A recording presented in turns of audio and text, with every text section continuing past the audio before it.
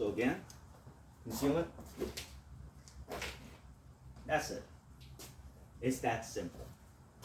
When you whack, you need to hit them hard. So, and let that thing fly, but the key thing is as you let it fly, if it generated enough fulcrum and kinetic energy as you do your whipping, you let that thing fly and do its thing away from your body. Way I like to do it is something that Uncle Jim taught me is you point the tool down. Don't keep it sideways where it'll constantly flail. Don't keep it up where it will try to fly up. Simply point that down and let the gravity be your friend and eventually stop. Once again, so going from concealment, horizontal concealment, from here, whack. After you whack them, from here all you're going to do is you're going to pluma. Pluma is just referring to twirl, okay? So you're going to pluma clockwise and capture. So that's what you do from your concealment. Lanyard. Put your wrist inside it and cinch it between your thumb and your index finger and the webbing.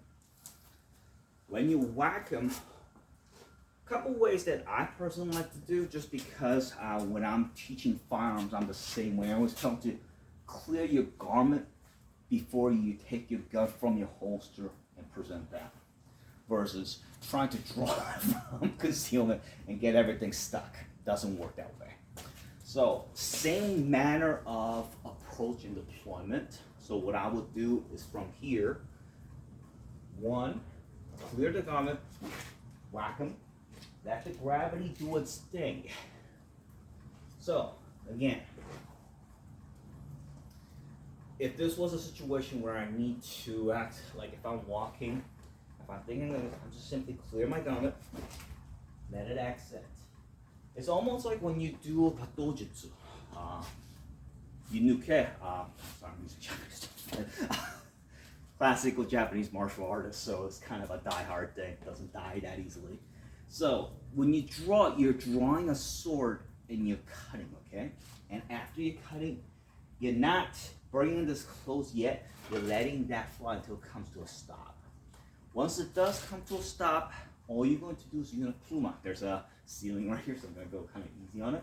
So when I do pluma, I'm going to do twirling clockwise, okay? From here, ouch. Again, I can't do it slow, so from here, like so. And you're ready to go. Now, from after that, you got the weapon and you could utilize that in various different manner. You could do Wittek strikes, which is snap cuts. You could do from here, Loptic, which is follow through shots. Or if you're doing with a blade, it'll be a full slash. And if you're twirling, after you opponent goes, you whack them.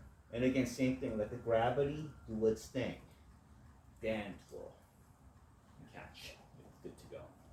Now, another thing that I personally really do like using Danbong is, again, I'll share that one of my classical techniques with you is, from here, if I got a Danbong, I'm going to whack him in the fingers, right? Because that's how you get him to be aware of you. And if he's got something like, per se, like a blade, it's the same thing. I'm going to treat, if he's got a blade, I'm going to be treating this as if I have a blade.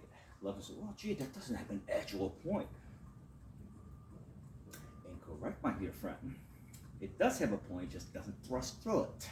So, how I would get and utilize this in that kind of situation is the following. So,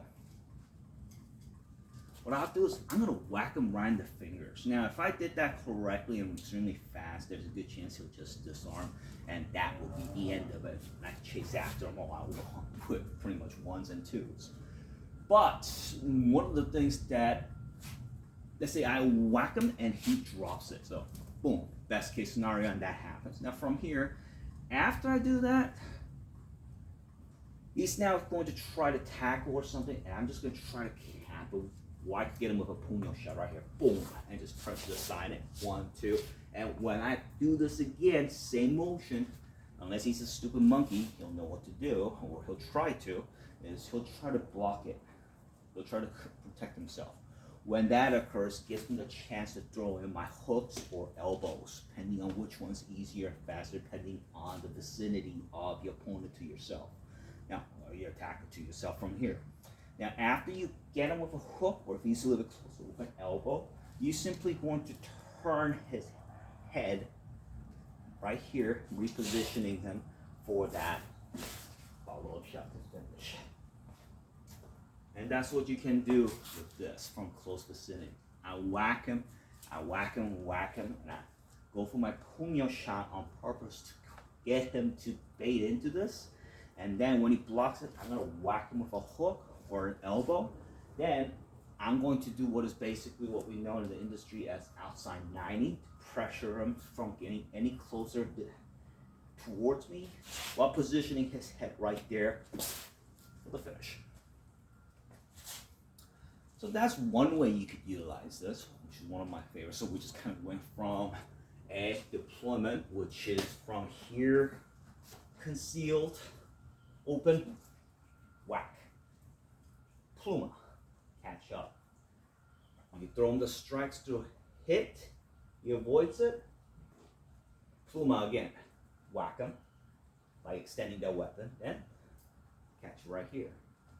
Now once you got that, if it's a knife versus Danbong, you whack him in the fingers. If he drops that weapon, great.